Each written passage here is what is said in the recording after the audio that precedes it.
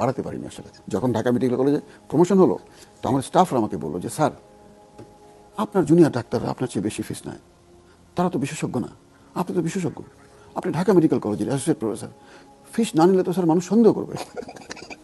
তা আমি বললাম সন্দেহ করার তো কিছু নেই, আমি সরকারি চাকরি করি, সরকারি প্রতিষ্ঠানে চাকরি করি, কী সন্দেহ করবে? কই না স্যার, এত কম ফিস দিলে মানুষ সম্মান থাকে না। তো তখন আমার মনে আছে আমি ফিস 500 টাকা করেছিলাম। আচ্ছা, এটা কত সালে ঘটনা বলছেন? ঠিক ঢাকা মেডিকেল কলেজে আসার পর। আচ্ছা, তো 500 টাকা ফিস করলাম। তো ফিস আবার আমি নেই কেন, সেটা পেছনে একটা গল্প আছে। যে এক সময় দেখা গেল পেশেন্ট টাকাটা বের করতে সময় লাগে, তাতে বাইরে যারা ওয়েট করে এদের কিন্তু, যদি যে কজন রোগী দেখি, ওদের টাকা বের করার সময়টা কাউন্ট করলে কিন্তু অনেক সময়। পরে নিয়ম করলাম যে না, বাইরে টাকা দেবে। তখন যে সমস্যাটা হলো, বাইরে যে টাকা নেয় সে তো নিষ্ঠুর। এখন হয়তো রুগী বলছে যে 200 টাকা তো নাই, আরে 300 টাকা তো নাই, টাকা আছে তো 100, হ্যাঁ দেন 300। তো এই ধমক দেখে আমরা এটা তো হবে না, পরে এটা ক্যান্সেল করলাম। পরে আমি নেওয়া শুরু করলাম। তো 500 টাকা যখন ফিস করলাম, প্রথম দিন আমি দেখলাম, মানে আমার মনে হলো আর কি, হতে পারে এটা ভুল, রোগীরা নির্দ্বিধায় 1000 2000 টাকা ফিস দিয়ে চলে যায়, আমার মনে হলো যে 500 টাকা দিতে ওদের খুব কষ্ট হচ্ছে।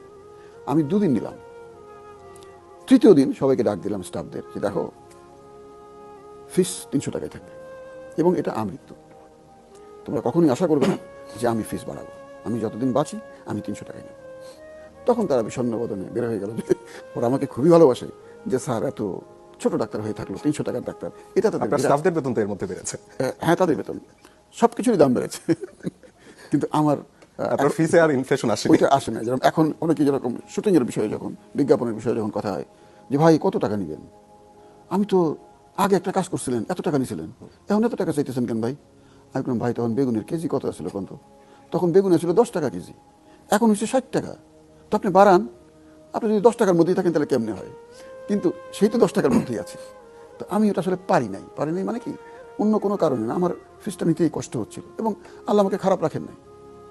আপনার জীবনে তার মানে টাকা উপার্জনের খুব বেশি প্রয়োজনীয়তা না, নেই? আমার যেটুকু ছিল বললাম তো, আমার একটা হার্ট অ্যাটাক হয়েছিল, আমার একটা হার্টের রিং লাগানো আছে, আমি চিকিৎসার সময় টাকাটা ছিল আমার, হাসপাতালের টাকাটা দিতে পেরেছি, আমি খেতে পড়তে পারি, ছেলে মেয়েদের লেখাপড়ার খরচটা আল্লাহ পাক চালানোর সুযোগ দিয়েছেন, তাদের লেখাপড়া প্রায় শেষের দিকে। তো খারাপ কি, এর চেয়ে বেশি টাকার আমার মনে হয় না যে প্রয়োজন আমার ছিল। জীবন তো আমি না খেয়ে তো ছিলাম না।